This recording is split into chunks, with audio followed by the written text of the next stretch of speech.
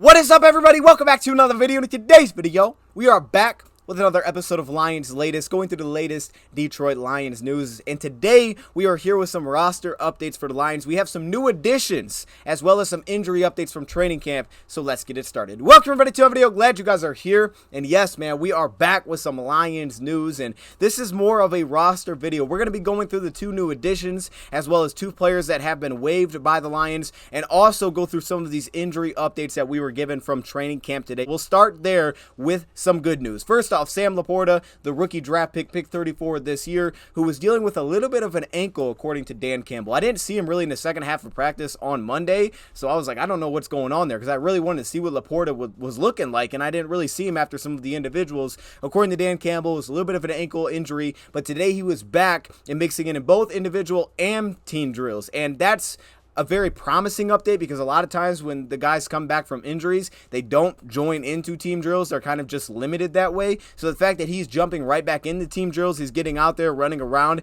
as Dan Campbell said he would today. Hopefully we get another positive update in the next day of camp practice, and that he's able to build on this. On the bottom right there, some more good news. Penei Sewell, who was in concussion protocol, couldn't really return until today. Full participation today for Penei Sewell. So that moved Matt Nelson back to the second string right tackle. Now, with that, Obinna Eze apparently got reps at backup left tackle today, who was our UDFA signing last season. He had like some of the most guaranteed money that we gave out to a UDFA, which meant that Jermaine Ifedi was getting reps on the third team. Now, Aaron Glenn said something today that he wanted to give his players reps with different units, because you don't want to have the same guys saying the same people over and over and over. So just because a guy that you may think is going to be a starter is taking second team reps doesn't necessarily mean that he's now a backup. It's also could just be the fact that he wants to give him different looks against different players, that where they're not just playing the same lineups over and over and over. He said that's something that Bill Parcells did, and that's something that he wants to do here as well. So I think that's just a little important note to kind of throw out there. Also, Emmanuel Mosley, who was on the active PUP list right now, he's back in the building. He had kind of a second cleanup procedure, and Campbell was like, it may take a little bit longer than maybe we were hoping for, but we're just hoping at some point to get Mosley back here in camp. I think that's what we're all hoping, recovering from that ACL injury. We still have Hendon Hooker, of course, on the NFI list. Now, going through some of these new updates, we also have some bad news today. First off, Ife Melifonwu, the safety, was not seen on the field today. According to Dave Burkett, he may be dealing with a little bit of a knee injury. You can see I also listed some of his past injuries. He had a quad in his rookie year, hammy, ankle last season, and that's been as much of a part of him transitioning from cornerback to safety, has also been the injuries that have plagued him, right? It's been problematic for him to this point, and it's unfortunate because Ife, I thought, was popping on Monday. Like, I thought Ife was standing out as well as the rest of the secondary. The good thing is I thought the rest of the secondary was also playing well. So a guy like Savion Smith working second team, Brady Breeze, who I'm a fan of, I thought he popped a little bit on special teams, but Savion Smith reportedly had another pass breakup again today. So I do think that the depth of the secondary is really coming along, and we'll continue. I'll get more training camp notes as I continue to go to the practices. However, this is not good news for Ife, so we'll keep an eye on this one. Also, Frank Ragnow was not seen at practice today. Now, I didn't see any official reporting of this, but I've heard that he was expecting his first child soon. Hopefully that is the case, and if it is, congratulations to Frank Ragnow. Also, Trinity Benson. Now, we got some bad news here. Trinity Benson was carted off of practice today with a right leg injury. This is not good news. First off, the receiver position looks very competitive. I know we talk about kind of the first 4 or 5. Do the Lions have enough depth? Then they added Denzel Mims. And just the day that I was there on Monday, you could see the depth of the receiver position. Dylan Drummond getting matched up with Tracy Walker, having success. Reportedly, he's getting reps now within the second team. And then also this injury has something to do with that. Denzel Mims. That doesn't mean he was dominating, but you did see Denzel Mims' physical tools. You could really see that just in one-on-one drills, DB versus receiver. So that position, I think, has really become competitive, and this is just super unfortunate for Benson, who's been really fighting to make that roster spot and contribute on this team, and I thought he was looking pretty good on Monday, so you hate to see this. Hopefully it's nothing super serious there. Kind of transitions us into some of these updates in terms of roster moves, and we'll start there first. First off, Shane Zylstra, the tight end, who was injured. He was taken off by Cart. It was pretty serious, apparently. They were saying about 6 months, somewhere in that range, that it could take for him to recover from that injury, which meant meant that the Lions decided to waive him injured, which essentially means that if he doesn't get claimed by someone else, he'll revert back to our injury reserve. And that was probably something that's likely to happen, is that he'll be back on our IR at some point. I hear 6 months and I'm like, okay, that's most of the season. But then when you really think about it, that's almost the entire season. Like if it's 6 months from now, if we just took that number and said that's exactly what it is, that's August, September, October, November, December, January. I mean, that's essentially the entire season. So this makes sense that the Lions would do this. Now, in wake of doing that, the Lions decided to add 2 new tight ends. Now, you may be saying, wait, 2 tight ends? There's only one that was waived. Well, also reportedly, Derek Deese Jr., the undrafted free agent signing from a year ago for the Detroit Lions, the other tight end, was also waived by the Detroit Lions. So it opened up the 2 roster spots there at that position group. With that being said, let's get into these 2 tight ends that the Lions added to the mix. Now, I'm going to be honest, the footage is not fantastic here. First reason is I don't know what the heck Game Pass is doing, but I'm very confused trying to figure out how to look for content on there now. It seems like they changed platforms. Very confusing. Hopefully I figure that out. I will figure that out. It's kind of confusing right now. And then the second thing is that these players just haven't played a ton in the NFL, so it's very difficult to find like targets and be like, oh, okay, here's what they did when the ball was thrown their way. So you almost kind of want to look back at some of their college stuff, but if you do that, you're going back multiple years. It's not like these guys were undrafted free agents this season, okay? So it's kind of difficult to really gauge certain things on these players, but I'll do my best to tell you guys what I've seen so far. Of course, these aren't like full breakdowns, but I give you kind of an idea of what I've seen so far of these players and maybe some things to expect within their games. I could be off on some of these things for sure, but here's what I've learned about them so far. So we'll start off with a guy that is a fantastic athlete. If you're just talking about testing scores, the way he tested, when I first read it, I was like, that can't be right. There's got to be something off with this. I double checked a different source and I was like, oh no, this is legit how he tested in. So this is a 6'3", 247-pound tight end of Washington who is a receiver transition to tight end. When you see some of his skill set and you look at some of these testing scores, you're like, a tight end ran that fast?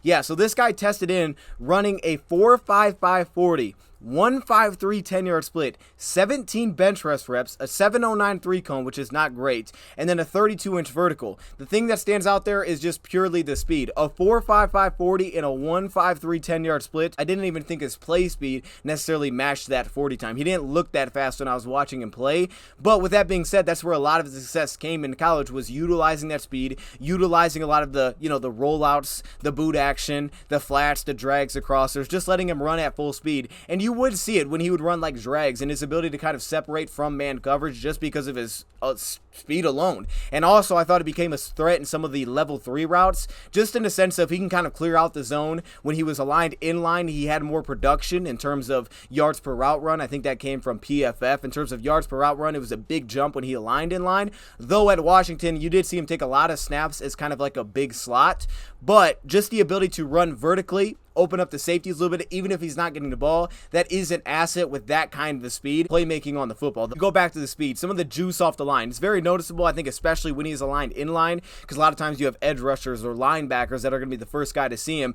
and you see that real juice and acceleration, the explosion off the line of scrimmage just within his first couple steps to really threaten the linebacker. If they have to open and carry and run with him up the seam, or they're trying to move him to the safety, you can really see how fast he's able to create and cover that distance. Not necessarily with long strides, but with just kind of that burst and quickness off the line of scrimmage. Now, what I didn't love was the separation that I saw him create. And this wasn't in a massive sample size, and a lot of this actually did come back to some of his college looks, also some of his NFL as well, so some of the Washington things. But I just thought, for one, I thought that he would kind of slow himself down into impending breaks. So if he had to make some sharp cuts, I thought you kind of see his route slow down a little bit. There wasn't like great discipline there in terms of being super crafty at the top of his routes either. A lot of those kind of level 3 routes that I talked about where he'd get vertical, he'd push vertical, maybe he'd run like a corner route or like a fade. A lot of those things were just attack the seam. You didn't necessarily seem to want to have him running some steep route breaks and trying to separate that way. You don't want to like a really tough route break or tight breaks where you want him to separate that way. You want him to be able to kind of extend and have a little bit more of those routes where maybe it's a little bit more at a 45-degree angle than a 90-degree angle coming out of the break. I also thought one thing I just thought about him when I was watching him in a lot of different assets, I thought he was just a little bit stiff and I thought you saw that coming out of breaks. There's just some stiffness within his game. I thought you saw with the ball in his hands, there wasn't a ton of make you miss shiftiness, and also a little bit as a blocker as well. Now, I think he started to show some things as a split zone kind of cut blocker, but just a little bit of stiffness all around, I thought, a little bit in his game, which kind of limited some of the separation that he could consistently create against man coverage if it wasn't just running away from coverage. That started to kind of slow down some of the ways that you would see him route run. Like, his play speed didn't necessarily match some of that 40 times speed from what I've seen so far. But again, remember, a lot of this is coming from watching him in college, so obviously there could be growth within the amount of time that he's been, out of college. I mean, this is a player that was UDFA back in 2017. Now, in the NFL, there's not much production to look at, right? Rookie season, 3 receptions, 26 yards. Second year, 0 receptions. Third year, 2019, 1 reception, 4 yards. 2020 was his most productive season, 8 receptions, 93 yards. 2021, 1 reception, 0 yards. And you didn't see him in 2022 in terms of production, so there's not a lot to look at there really outside of 2020, so it's kind of a weird sample size to look at. I think when you look at him as a blocker, one thing that you do like is that when you look back specifically at like his Arizona tape and you look at some of the games that he played there, you saw a guy that was utilized in a lot of different alignments as a lead blocker, played kind of that fullback alignment a lot of times. He was more utilized as like a move blocker, but to play in that fullback alignment, a team that would do a lot of pistol, 2-back looks, he'd be a lead blocker in a lot of those situations. You did like some of the fullback alignment and the ability to do that. I also thought he was a pretty tough finisher in terms of he just wanted to finish the play, get a block, and there was some demeanor there to make sure that I found a block and I had someone through the entirety of the rep. Again, I thought there was a little bit of stiffness in his game in terms of there's not a ton of knee bend in terms of on contact, and I thought that led to some maybe recovery issues or the fact that he could be walked back a little bit against speed to power if he was asked to sit in line and pass protection. Like, I didn't see a ton of knee bend within his game, just a little bit of tightness. The plus side you do like in pass protection, however, is his length and his hand size. I mean, he's like an offensive tackle. 34.5-inch arms is fantastic, and that's huge against some of those edge rushers. A lot of times that's the big disadvantage. Sometimes for a tackle, a lot of times for a tight end. That's not the case with him. That's actually an advantage in his game, is the length that he has at the edge position. You'll see it in pass pro, the way that he's able to kind of jump set almost edge rushers. Some of that is some of the twitch off the line of scrimmage, how quickly he can get on guys, but then also that length I think is huge, specifically in pass protection. If you use kind of like a lead blocker, or if it is a rollout designed his way, and he's able to stick in front of those blocks, utilizing that length as a blocker. You're talking about working into the second level as a run blocker. I thought there was some lateral twitch there, the ability to kind of stick with guys with some of the lateral movement skills, match them into contact. What I didn't like is I felt that he would get a little bit straight up into his blocks. In terms of his base width when he would get into contact, specifically into pass protection, I thought was pretty good. Now, I thought he'd get a little bit steep as a blocker. What you do have to like is because of his quickness off the line of scrimmage, the ability to get inside hands and then lock out with that kind of length was a real part of his game. And then finally, as a pass catcher, you talk about the hands that he had. Very reliable hands, and this goes back to his college days. I think PFF said it only had 2 drops. Very reliable hands. I think it also pretty much showed up for the most part in the NFL games that I did watch and the very little production that you saw there. But a reliable hands catcher away from his body. You see the ability to go high point some passes, really get outside of his frame, but just very reliable hands. He's got big hands, and you'll see him just kind of plug passes with strong hands away from his frame. Saw some good concentration there. Just not a lot of drops when you watched him. A lot of times where he seemingly was utilized with like Arizona was a lot of underneath routes, whether that be a flat, a whip route, kind of a chip flat, those kind of things where you could just kind of have him leak out, catch the ball, maybe some drags. Or it was a vertical route where he would attack to the third level. It was going up the seam. It was running a corner route. It wasn't like a ton of complex routes, and I think that kind of plays into his strengths a little bit more. Now, I could be off on this a little bit for sure. I would love to see him in person at training camp, and I look forward to that, but I just didn't think route running was necessarily his biggest strength in terms of separating. It's separating a little bit more to his athleticism and the speed and the ability to just run by guys. Kind of got a visual of like a James Mitchell when watching this player, not because they tested out exactly the same or anything like that, but just in terms of the body type, the way that they're built. He just kind of gave me some vibes of a James Mitchell when the ball was in his hand. Some power with the ball in his hands, not a ton of shiftiness, but that's kind of the vibe that I got when watching him in just terms of just the way that they looked by the eye test. Now, the other tight end the Lions brought in was Daniel Helm, and if I'm saying any of these names right, again, I apologize. This is a 6'4", 247-pound tight end, basically the same size, that started off at Tennessee, transferred to Duke. He was a 5-year player. Pretty much all of his production came with Duke. I want to point out two quick things here. First off, I didn't say the first guy's name, I don't think. It's Daryl Daniels. And secondly, both of these players had similarly very low production in college. Like, both of them averaged about 250 receiving yards a year, and on top of that, between about 16 and 22 receptions a season. So neither of them were big production players, similarly to a guy like a Brock Wright, or in the past some of the tight ends that we had picked up later in the process that weren't big producing tight ends, but maybe they had some athletic upside and they were more blockers, or maybe they were more the H-back side like we had last year. He also carries some really good length with him at 33 and 3/8 inch arms, but the athleticism doesn't test out the same really at all. A 4.8 940, a 1.63 10-yard split, 14 bench press reps. But with that being said, I didn't think his play speed, I thought his play speed matched his time much better. The flip side, I thought he was a little bit more of a flexible athlete. I thought you saw that in pass protection, the ability to recover, find a way to just sustain a block. Even if he was in awkward positions, keep hands on a guy, sustain his blocks. Now, he could get a little bit grabby, I think, at spots because of like some weird, awkward entry points. But for the most part, just the ability to recover and stick with blocks, I think really spoke to some of the flexibility that he had in his game. And he was asked to do a lot of pass protection work when you watch him back with Duke. So there's tons of snaps there in terms of getting pass pro work if that's what you're looking for. Didn't see a lot of strength at the point of attack within his game, specifically against defensive ends or edge rushers. But I thought when you saw him work to the second level, kind of the explosiveness that he was able to create in a contact, had a little bit more bend to his game, had some power, some jolting power into the second level. Now, when you watch a guy like Daryl Daniels, you'd get those examples where he would kind of run guys over, and I thought some of that was length and being able to maintain and get help. This was a guy that I thought really showed some force into the second level on contact, not as much on the line of scrimmage as an inline blocker. I thought his technique was just a little bit more sound in terms of footwork, the ability to recover into contact, continue to move his feet, also into contact a little bit there, and then again, some of the second effort because of the footwork that I thought that he utilizes. So some target awareness to the second level. Sometimes this would be hit and miss, and I thought he had some late reactions, but for the most part, just some of the ability to kind of locate defenders onto the second level with proper angles a lot of the time, specifically like on screens, things like that you'd see him utilized in.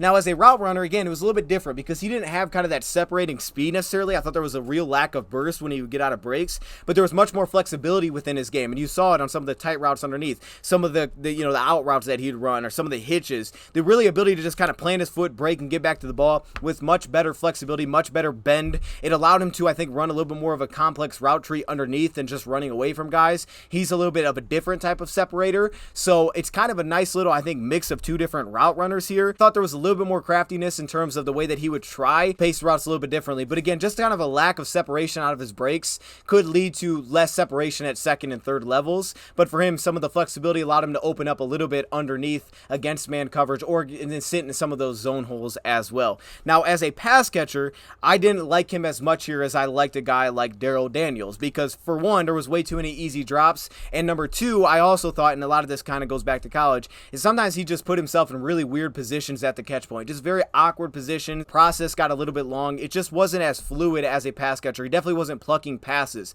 Now, he did showcase the ability to catch through contact, which you did like, the ability to finish through contact. However, once the ball was in his hands, while I didn't think there was really much of a second gear at all, and this is as a route runner and as a run after catch player, there's not much of a second gear to separate from anybody. What you did like is that I felt that he would consistently fall forward through contact. He was always falling forward. He always had the right momentum, but at the same time, there just wasn't much of a second gear to his game whatsoever. And I think that is where you really saw the testing scores kind of come into play a little bit. So for me, I think you got two different types of players with similar builds in just terms of what they tested in as, but you have two different athletes as well. Really started to like Daniel Helm. I just want to see what his hands look like in camp. And then on the flip side, for a guy like Daryl Daniels, there's a lot of athleticism. I'm really looking forward to see what the route running looks like in person. So the Lions went with two different names. Again, Daniel Helm is another guy that's a UDFA, not from this year, but from a few years ago. What's going to be intriguing about both these guys is, again, can they lead to special teams impact? Because if you're going to make the roster at this part, when you look at our tight ends, between the Sam Laportas, between the James Mitchells, and the Brock Wrights, if you're going to find the roster, you're going to have to play special teams. And it's likely that none of them will, because holding four tight ends isn't that likely, especially if Cabinda makes the roster. So for them, finding that special teams value for a practice squad spot would be big time for them. That is going to be crucial. And I also wouldn't be completely shocked to see some potential competition here with Jason Cabinda, especially when you look at a guy like Daryl, who has played in kind of those H-back sets, the pistol formations. I mean, we've added a lot of guys like that in the past here, and not really have they made the team and been able to stick into that role. We've seen Brock Wright take snaps at fullback in the past with Cabinda injuries. I would keep an eye on some potential competition there as well. If there is a way to crack this roster, it may be through that way, trying to kind of uproot a guy like Jason Cabinda out of his spot. It wouldn't be easy, but I wouldn't overlook the potential of that competition. And when you look at both of these players, no surprise, both of them have had special teams impacts in the past. Daniel Helm, he was the guy that was used on kick returns. At the third level, he would get up on the third level and block. He had plenty of experience on special teams back in college. And then you look at a guy like Daryl Daniels. This was another guy that was utilized on special teams. He played like an up back role on kick return spots. You saw a guy like Daniel Helm, I think it was field goal protection. So these guys have had plenty of experience. You look at Daniel Helm, I mean, 40%, he played 40% of the special team snaps in 2021 with the Arizona Cardinals. So he's had experience there. They both had experience there. And I think that's where they're going to have to prove that they can try to find a little bit of a niche role. And then if they can add something on top of that for a potential practice squad role, that could be the case. But the Lions went with two different guys here, two different names. I'm wishing the best of luck to Derek Deese Jr. I do think that's a really nice player, and I think that he could land somewhere and find an opportunity. So I'm wishing the best for him. And then on the Shane Zylstra front, it's just super unfortunate because Shane Zylstra was coming into his own, and Zylstra was a guy that, man, he just felt like a security blanket for golf. He really did. Like when he needed him, he did what he had to do. He'd run the in-breaking route well. There was not a ton of special to it, but he did his job at a really reliable level. And he felt like as soon as golf would hit camp or anything early, he trusted Shane Zylstra. So now we have to try to build that trust potentially elsewhere with some of these depth pieces. James Mitchell, those guys, you want to see them step into some bigger roles here. With that being said, I heard Derek Barnes had a pass breakup on James Mitchell today, and Sam Laporta coming back is fantastic news. Let me know your thoughts in the comments below. Thank you for watching, and I'm out.